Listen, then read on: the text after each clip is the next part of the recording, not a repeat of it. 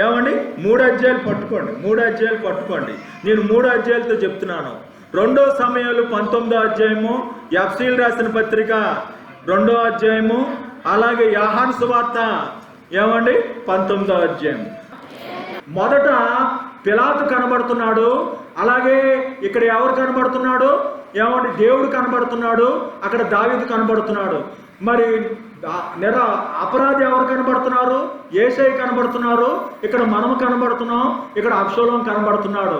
ఇక్కడ కిరీటాన్ని అల్లి అని చెప్పినప్పుడు ఇక్కడ ఉన్న కృత్రిమంగా ప్రేరేపించే శక్తులు ఉన్నాయని 2వ వచనంలో ఎఫ్సీలు రాసిన పత్రికలో ఉంది. ఈ కృత్రిమ ప్రేరేపించిన శక్తిని సాతాను నిన్ను ఎందుకు ప్రేరేపించనని దేవుడు అడుగుతున్నాడు. మొదట అమ్మాలనుకున్న అన్నయ్య సఫర్యాలు తర్వాత మారిపోయారు. నిన్ను కొన్ని శక్తులు ప్రేరేపిస్తాయి. అవసరమైతే వ్యభిచారానికో, దొంగతనానికో, బూతులాడతానుకో. ఎప్పుడు ఈ పని చేయని మనిషి పని చేస్తున్నాడంటే ఏదో దుష్టశక్తి ప్రేరేపణ చేస్తుంది. మరి సాతానుడు ప్రేరేపణ చేశాడట, యోధ అప్పగించేవాడిగా వెళ్ళాడు. కాబట్టి వారికి వచ్చిన అసలు విజయం పోయి దొంగ నడక నడుస్తున్నారు. అది కృత్రిమమే, వీరు అల్లారంట. మలుచుట అనేది 2వ వచనము. ఉగ్రతకు పాత్రులై ఉంటేమంటే యూదుల రాజా అనేది పాత్రమయమే కానీ అపాసానికి వాడారు. కానీ వీరు విజయానికి పాత్రులే కానీ దుఃఖానికి కారణమైందని 3వ వచనం చెప్పాడు. 4వ వచనంలో కరుణా సంపన్నుడు, ఆయన కరుణా సంపన్నుడు అంటే నా కుమారుడు అబ్షాలోమా, నా కుమారుడు అబ్షాలోమా అని ఏడుస్తున్నాడు. ఇక్కడ కూడా కరుణా సంపన్నుడు. పిలాతు కరుణ చూపించడము మనకు ఏంటంటే ఇతని యందు ఏ దోషమో కనదు. ఎన్నిసార్లు తెలుసండి? ఎంతో 6-7 సార్లు ప్రయత్నం చేశాడండి. ఏముంది? ఇతను యందు ఏ దోషం లేదు, ఎందుకని ఎందుకు సిలువేస్తాడు అంటున్నాడు. అడ్డంగా మాట్లాడుతున్నాడు. నువ్వు చెప్పిందే కరెక్టే అనొచ్చు కదా. చివరికి ఎలా రివర్స్ అవుతారో చూపెడుతున్నాను. ఏమండి? రివర్స్ అయితే చేతులు కడుక్కున్నాడు. దేవుని స్తోత్రం. కాబట్టి లోపము లేదు అని చెప్పాడు. మరి ఇదిగో నీ ప్రాణము ప్రాణం అని చెప్పారు. ఇక్కడ ఈ మనుషుడు అని చెప్పారు. చచ్చిన మనలో బ్రతికించాడట. జీవాను గురించి, ప్రాణం గురించి ఉన్నాయి 5వ వచనాల్లో. 6వ వచనాల్లో 3 చోట్ల చూపుట ఉంది. 7వ వచనంలో నియమము, ప్రమాణము. ఆ రకంగా మనం క్రీస్తు కూడా మరణిస్తే క్రీస్తు కూడా లేపబడతాం. 8వ వచనము దేవుని కృప మీ వలన కలిగింది కాదు అంటే వసుమవుట. అక్కడ మరి పిలాతు పారిపోయాడు. ఇక్కడ ఏమండి జనులు పిలాతు భయముతో అధికార మందిరంలోకి వెళ్ళాడు. ఇక్కడ వీరు జనులు పారిపోయారు. 9వ వచనము మరి దావీదు పారిపోయాడట అబ్షాలోముకు భయపడి. ఆయన పశ్చిత్రం ఏం లేదట. అతిశి పుట్టుకు ఎవడో అతిశి పుట్టడానికి వీలు లేదు. నథింగ్ అనేది 9వ వచనాల్లో వాడబడిందండి. 10వ వచనంలో ఎలా మాట్లాడకపోతేమి అంటే నువ్వు నాతో మాట్లాడవా అని అడుగుతున్నాడండి. ముందుగా సిద్ధపరిచిన సత్క్రియలు ఉన్నాయిగా, దాన్ని చెయ్యాలి అని చెప్తున్నాడు 10వ వచనంలో. 11వ వచనంలో మీరు సన్నిధి లేని వారని మీరు సన్నిధి గలవారి చేత మరి తునీకరింపబడుతున్నారని చెప్తుంటే అంగీకారమే, కానీ అంగీకారముగా ఉండట్లేదు. అదే ఇక్కడ వారు ఒప్పుకున్నారు కానీ ఇంకా ఆలస్యం చేస్తున్నారు. రాజుగా వారి నగరానికి ఎలా తోడుకొని పోకు రాకుండా ఉన్నారు. ఏమండి? వారు ఆలోచించారు కానీ ఇంకా దావీదుకి తెలియజేయలేదట. దేవుని స్తోత్రం. అలాగే ఇక్కడ మనం 11వ వచనము పైనుండి అధికారము ఇవ్వబడితే గాని మరి ఎవరి వలన నీకు అధికారము కలగదు. కాబట్టి ఇక్కడ ఏంటంటే ఓకే, ఆయన పిలాతు ఓకే, కానీ పైనుండి అధికారం ఇవ్వాలి కదా అని యేసు అంటున్నాడు.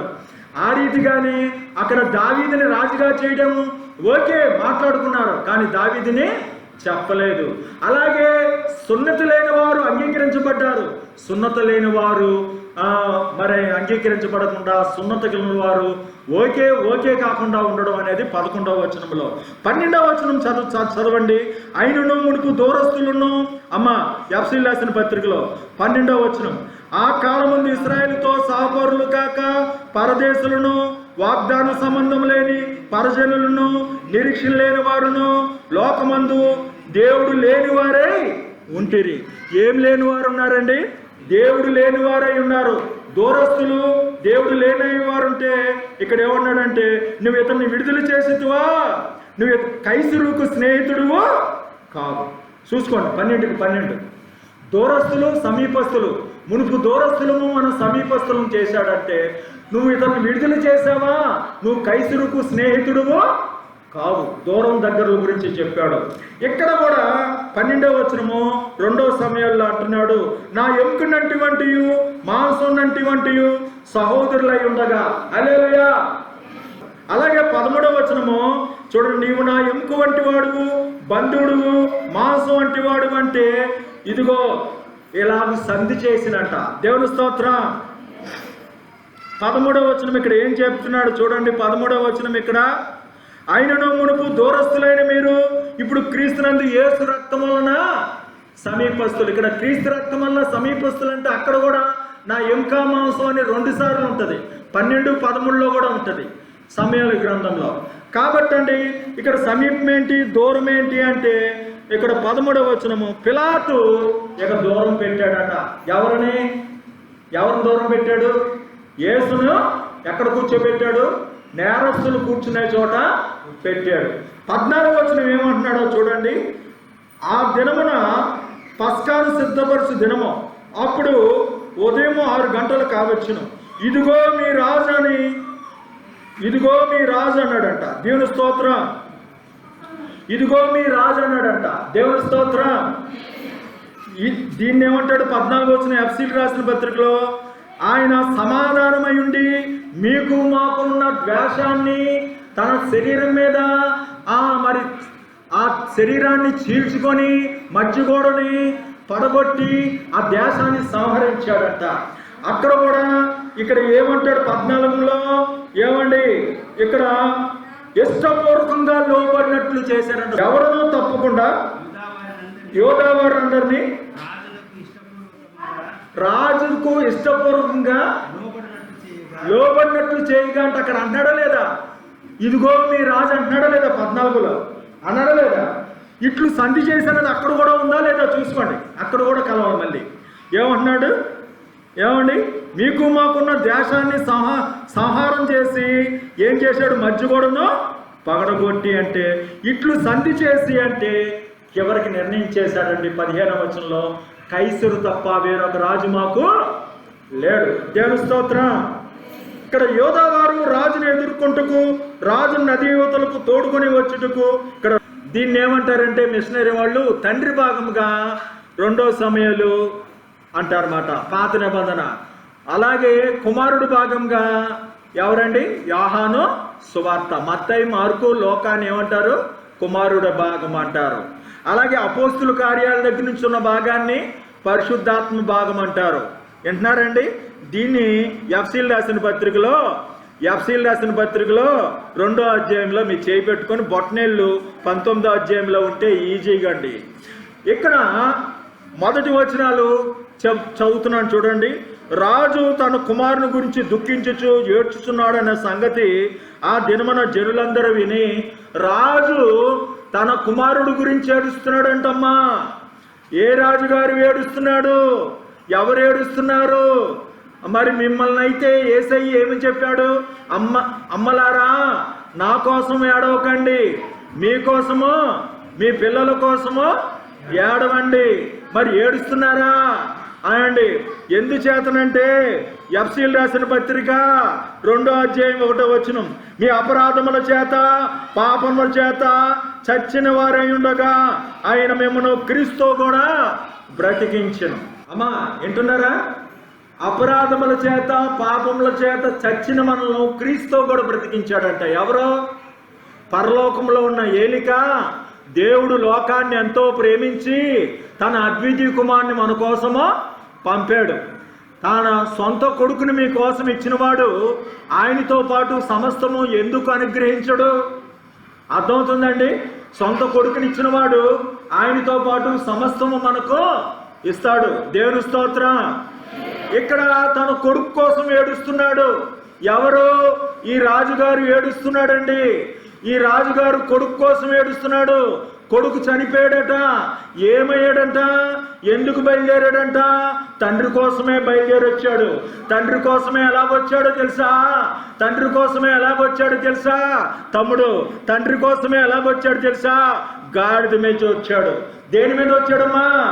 గాడిద మీద వచ్చాడు. మరి యేసయ్య కూడా దేని మీద వచ్చాడమ్మా? గాడిద మీద వచ్చాడు. ఓసన్నా జయం, ఓసన్నా జయమని ఆదివారం, మట్టల ఆదివారం ఏమండి మరి కేకలు వేస్తూ అరుస్తుండగా రాగా శుక్రవారం కల్లా ఆయన ఏం చేశారు? సిలువ వేసేశారు. ఆకాశానికి భూమిని మధ్యన వేలాడుతున్నాడు. ఈయన పరిశుద్ధుడైన కొడుకు, ఈయన పరిశుద్ధుడైన కొడుకు దేవునితో సమానంగా ఉండుట విడిచిపెట్టుకొని భాగ్యం చేయించుకోలేదు, కానీ తన్ను తాను రిక్తినిగా చేసుకొని మన మధ్యకు వచ్చాడు. దేవుని స్తోత్రం. ఆకాశానికి భూమిని మధ్యన వేలాడాడు. ఈయన గాడిద మీదే వచ్చాడు. ఈయన గాడిద మీదే వచ్చాడు. ఆకాశానికి భూమిని మధ్యన వేలాడాడు. ఇతడు అపరిశుద్ధుడైన కొడుకు. ఎటువంటి అపరిశుద్ధుడంటే తల్లులతో పాపము చేసిన కొడుకు, అంటే పిన్నమ్మ పెద్దమ్మలతో పాపము చేసిన కొడుకు. దావీదుకి 8 మంది భార్యలు.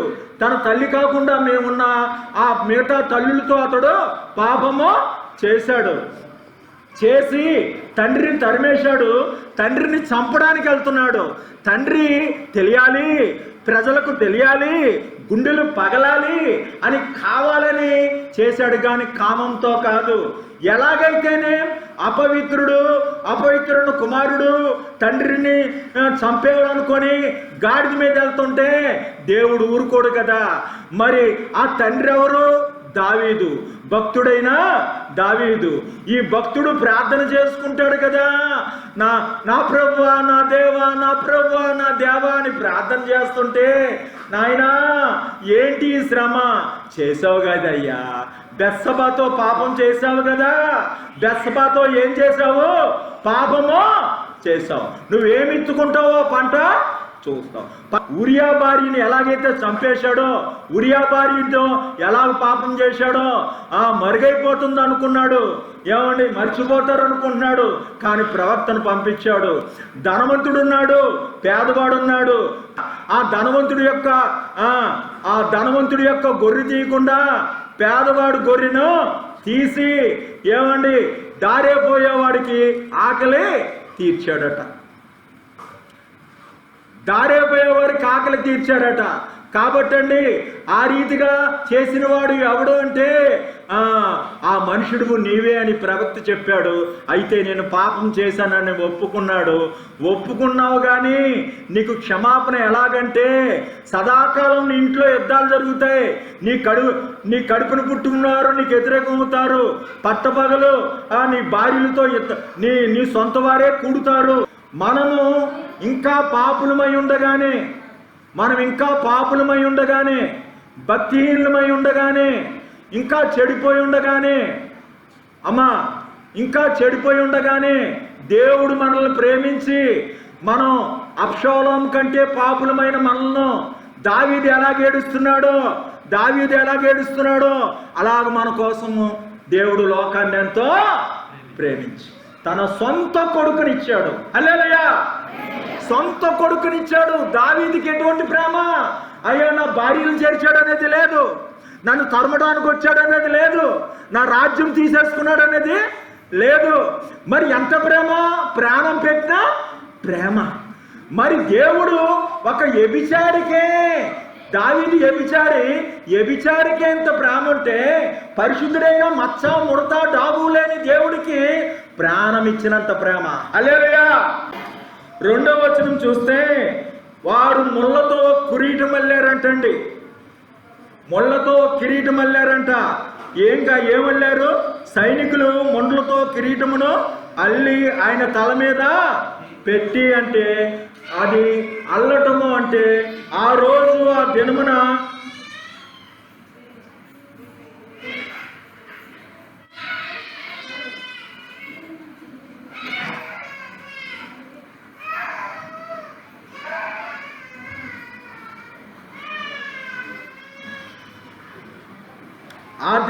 వారికి వచ్చిన విజయము విజయంలాగా లేదంటండి. చూడండి 2వ వచనము, 2 సమయాలు 19:2లో యుద్ధమందు సిగ్గుపడిపోయి పారిపోయిన జనుల వలె వారు దొంగ నడక నడుచుచు పట్టణంలో ప్రవేశించిరి. దేవుని స్తోత్రం. మొదటి వచనాల్లో ఏముందంటే 3 ఏలికలు ఉన్నారు. పరలోకమందు ఉన్న ఏలిక, అలాగే దావీదు ఒక ఏలిక. ఇక్కడ చూస్తే ఏమండి మనకు పిలాతు, మరి ఇంకా ఇక్కడ యేసు కనబడుతున్నాడు. దావీదు ఒక ఏలిక, తన కుమారుడు కోసము ఎంతో ప్రేమించి ఏడుస్తున్నాడు. దేవుడు కూడా మనల్ని అపరాధముల చేత చచ్చిన మనల్ని బ్రతికించాడట. ఒక సైనికులు ఎలాగ అల్లారో అలాగూ ఇక్కడ వారికి విజయం వచ్చిన దొంగ నడకతో వచ్చి యుద్ధములో పారిపోయినట్టు విజయం వచ్చిన వాళ్ళు సంబరాలు చేయాలి, ఏమంటే అవుట్లు వేయాలి, డ్యాన్సులు వేయాలి. ఏమంటే విజయం వచ్చిన దొంగ నడక నడుచుకుంటూ వచ్చారట. కాబట్టి అవధీతకు ప్రేరేపించిన మరి శక్తి అని చెప్పడి అసలు ఒకటైతే వేరే రకంగా ప్రేరేపించి మలచబడుట 2వ వచనాల్లో ఉంది. అలాగే 3వ వచనంలో దైవోగ్రతకు పాత్రులము కాదా అంటే యూదుల రాజా మీకు శుభము అని చెప్తున్నాడు. యూదుల రాజా అనే పేరు ఆయనకి తగినదేనండి. హల్లెలూయా, హల్లెలూయా. కానీ వాడు తగినదే అని పిలవలేదు, పాత్రమైంది అనుకోలేదు, ఎగతాళిగా పిలిచారు. కాబట్టి ఇక్కడ వారికి విజయం వచ్చినప్పటికీ వారు ఏమండి వారికి దుఃఖ కారణమైందంట. విజయంలాగా లేదట. అర్థమవుతుందండి. వారికి నిజానికి విజయము పాత్రమైనది, వారి ఆనందము పాత్రమైనది, సంతోషము, కేరింతలు, నాట్యము పాత్రమైనది. దీనికి ఎలాగంటే చాలా విచారణగా పాత్రమయ్యారట. దేవుని స్తోత్రం. 4వ వచనంలో ఆయన దేవుడు కరుణా సంపన్నుడై ఉండి మన అపరాధముల చేత చచ్చిన వారై ఉండగా, ఏమంటే దేవుడు కరుణా సంపన్నుడై ఉన్నాడంటే ఈయన యందు ఏ దోషము లేదని పిలాతు చెబుతున్నాడు. ఈయన యందు ఏ దోషము లేదు అని పిలాతు చెబుతున్నాడండి. కరుణ. ఇక్కడ 4వ వచనం ముఖం మీద గుడ్డ వేసుకొని నా కుమారుడు అబ్షాలోమా అని మేడ మీద తిరుగుతున్నాడు. ఈ 3 చోట్ల కరుణే ఉన్నాయి. పాత్రత ఏంటంటే వారు నిజానికి విజయం సాధించారు. విజయంలాగా లేదు, వారికి అపజయంలాగా చాలా దుఃఖానికి కారణంగా కనబడుతుంది. కానీ మనం ఉగ్రతకు పాత్రులు కానివ్వలేదు. కానీ మనం దేవుడు అనుగ్రహానికి పాత్రులుగా చేశాడు. ఇక్కడ యూదులకు రాజా నీకు శుభము అనే మాట ఏమండి ఆ దేవునికి పాత్రమైనది. కానీ ఆ పాత్రమైన మాట వారు నిజంగా యథార్థ హృదయం తనలా అపాసంతో అన్నారు. ఇక్కడ సైనికులు ఎలాగ అల్లారో వాళ్ళకి విజయం వచ్చినా వీళ్ళు దొంగ నరక నడిచినట్టు నటిస్తున్నారు. నిజానికి విజయం ఉంది కానీ వీళ్ళు రాజు కోసము నటిస్తున్నారు. మరి ఆ రీతిగా కృత్రిమంగా ప్రేరేపణ చేసే శక్తులు ఉంటాయి. ఇప్పుడు మీకు వినబడే ఆన్లైన్ కానీ ఈ కృత్రిమ అవధేయత పోరాడుతుంది. శరీరంతో కాదు, మీరు మంచివారే, మిమ్మల్ని ప్రేరేపించే శక్తులు ఉన్నాయి. అవధేయతను ప్రేరేపించే, కృత్రిమాన్ని ప్రేరేపించే శక్తే ఈ అల్లుట. కాబట్టి వీరు కూడా దొంగ నడకగా మార్చుకున్నారు. మొదటి వచనాల్లో ఏలికలు ఉన్నారు, ఏమండి అలాగే మరి అపరాధులు ఉన్నారు. అలాగే ఏలికలు, అపరాధులు, ఇక్కడ యేసయ్య, ఇక్కడ మనము, ఇక్కడ అబ్షాలోము, ఇక్కడ పిలాతు, దేవుడు, ఇక్కడ ఎవరండి దావీదు. ఈ రకంగా కరుణంటే ఇక్కడ నా కుమారుడు అబ్షాలోము అని ఎంతో ఏడుస్తున్నాడు. కాబట్టి ఉగ్రతకు పాత్రం అంటే యూదుల రాజా శుభం అని చెప్తున్నారు. పాత్రము ఒకరి సంతోషానికి కానీ దుఃఖానికి కారణమైందట. మరి ఈ రీతిగా చెప్తుంటే ఇక్కడ 4వ వచనంలో నీ కుమారుల ప్రాణమును, నీ ప్రాణమును, నీ కుమార్తెల ప్రాణమును, నీ భార్యల ప్రాణమును, నీ ఉపపత్నుల ప్రాణమును ఈ దినమును రక్షించిన ఏమండి ప్రాణమని 5 సార్లు ఉందండి. ఇక్కడ అపరాధములతో చచ్చిన మనలో మహాప్రేమ చేత క్రీస్తు కూడా బ్రతికించాడంటండి దేవుడు. హల్లెలూయా.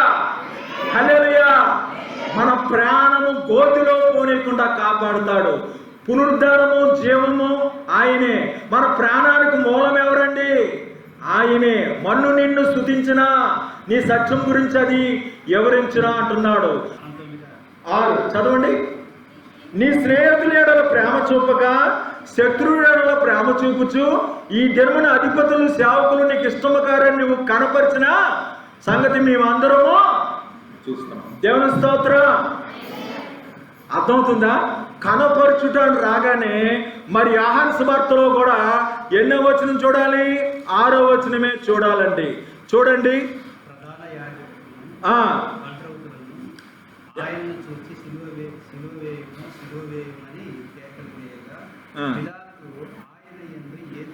ఆయన యందు ఏ దోషమో అక్కడ కనబడుట, ఆయన యందు ఏ దోషమో కనబడలేదు. అలాగే ఎఫ్సీలు రాసిన పత్రికలో కూడా రాబోయే యుగంలో కనబరుచు నిమిత్తం అంటాడు. దేవుని స్తోత్రం.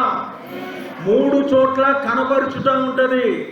18వ వచనాలు చూడండి. 18వ వచనాలు చూడండి దయచేసి. 18వ వచనం చదవండి. ఏదైనా 18వ వచనం ఏది చెప్తున్నారో అది మీరు చదవక్కర్లా. 18వ వచనం చదవండి త్వరగా. అందు గురించి మీకు ఇలా లేట్ అవుతుందని నేనే చదివేస్తున్నాను. అర్థమవుతుందా మీకు? మీరు చదవండి. మనకు బోల్డ్ వచనాలు చదువుకోవాలి. ఇక్కడ 18వ వచనం ఉంది. చదవండి త్వరగా. ఏదైనా ఒకరిని ఈ వైపున ఒకరిని ఆ వైపున మధ్యన యేసును ఉంచి ఆయనతో కూడా ఆ ఇద్దరిని సిలువేశారంటండి.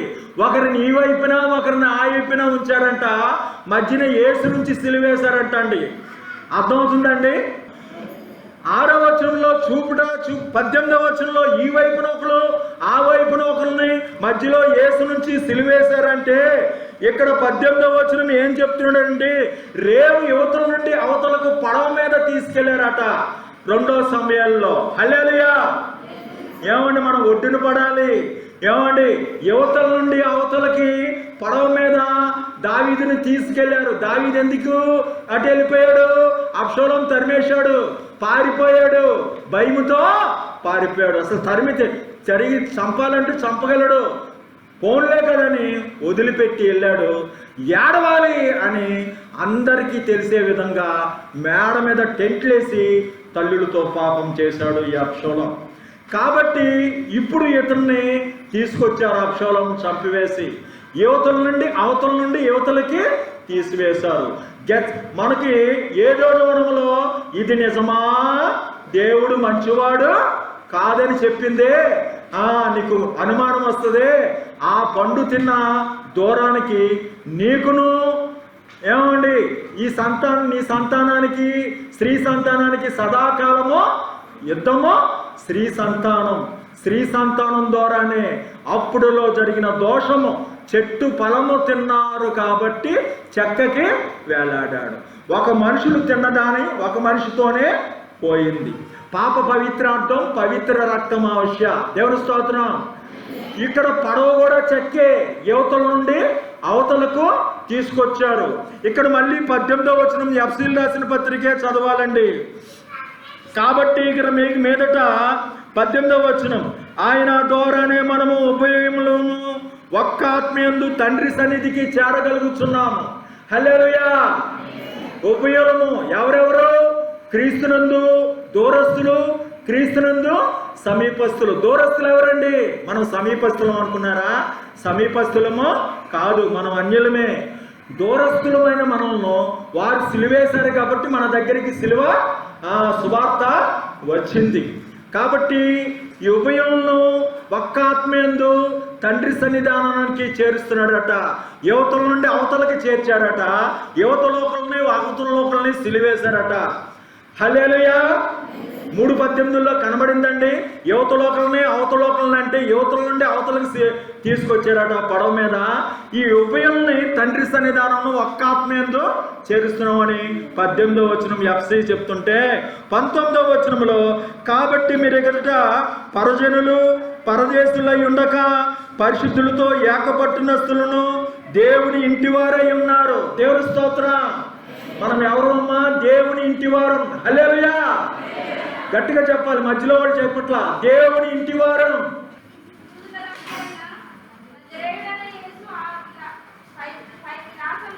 ఏ విలాసము అమ్మ? ఏనండి, ఇక్కడ ఎలా ఉందో తెలుసా అండి? ఇక్కడ దేవుని ఇంటివారంటే పై విలాసం రాసిననుంది. హల్లెలూయా. పై విలాసం అనగానే ఇక్కడ 19వ వచనంలో నేను యెరూషలేము విడిచిన వేళ ఏమన్నాడండి? నా ఏలిన వాడును రాజువు నీవు యెరూషలేమును విడిచినప్పుడు. హల్లెలూయా.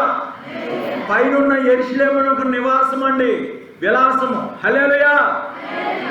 ఏమండి? పై విలాసము పై నివాసము నిలవరైన పట్టణం మనకి ఇక్కడ లేదు.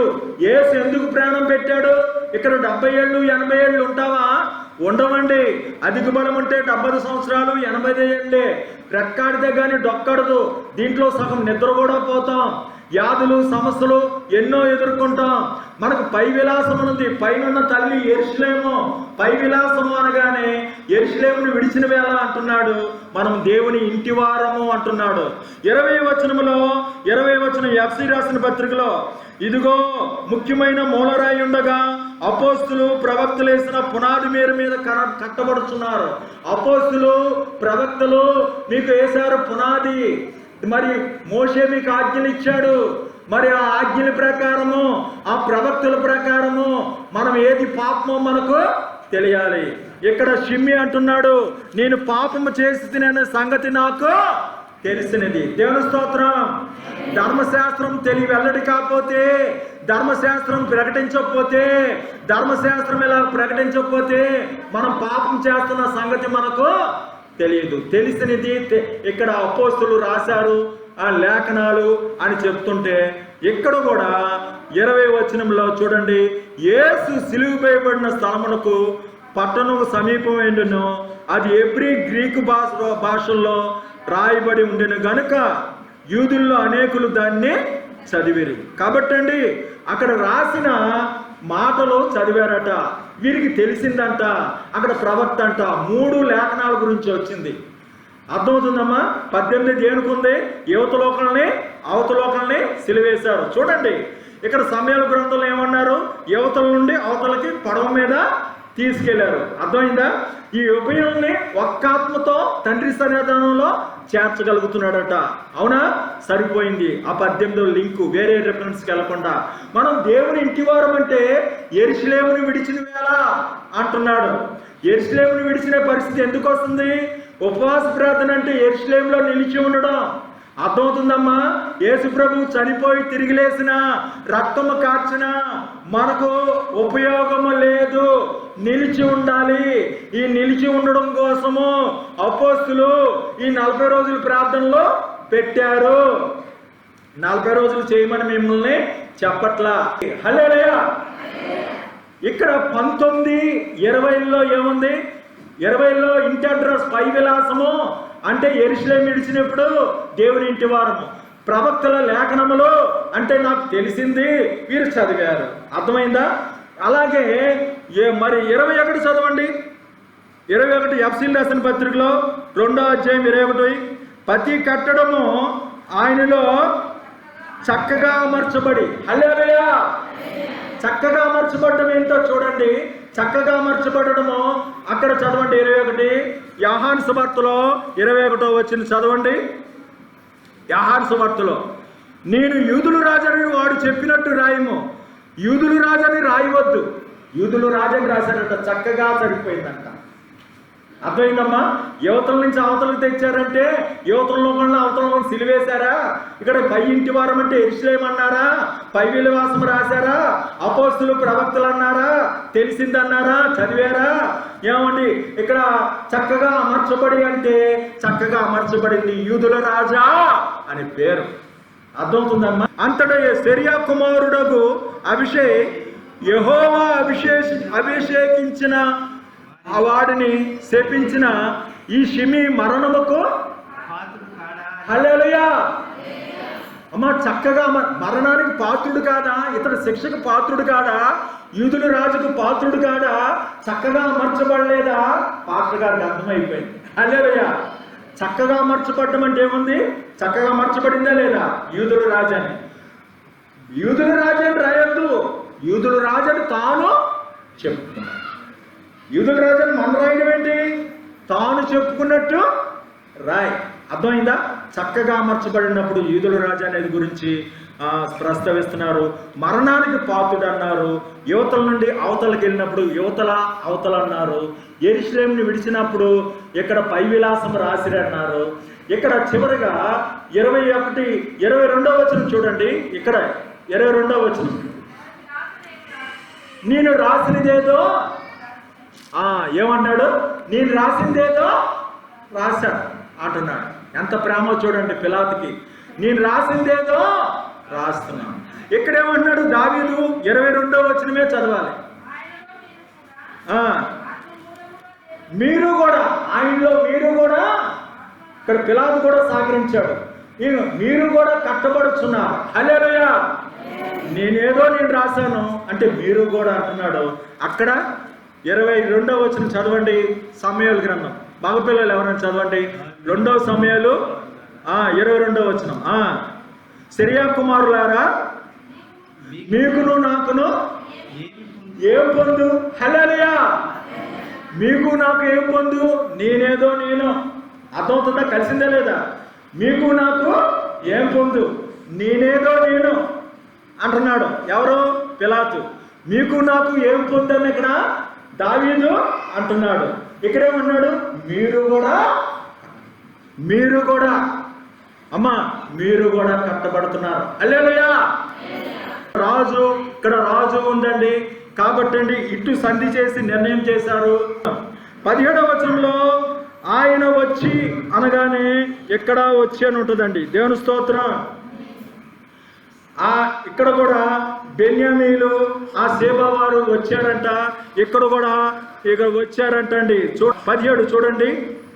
యేసును తీసుకుని ఆయన తన సిలువ వేసుకుని కపాల స్తోత్రమునకు వెళ్ళెను.